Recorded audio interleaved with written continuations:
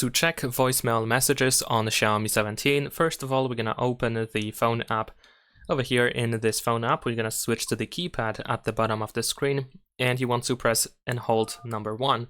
This allows you to speed dial the voicemail, and then of course, after a short while, you should be able to listen to all the voicemail messages that someone might have left you. Now, in case you press and hold number 1 and it doesn't work, you cannot contact the voicemail, then in that case you want to go back to the home page. Next, we're gonna tap on these 3 lines in the upper left corner, and then in here you want to open settings. Now here in settings you want to find the voicemail option. If needed, select your SIM and then go to advanced settings to find the voicemail number option. Now in here we need to fix the voicemail number if you cannot reach it by pressing and holding number 1.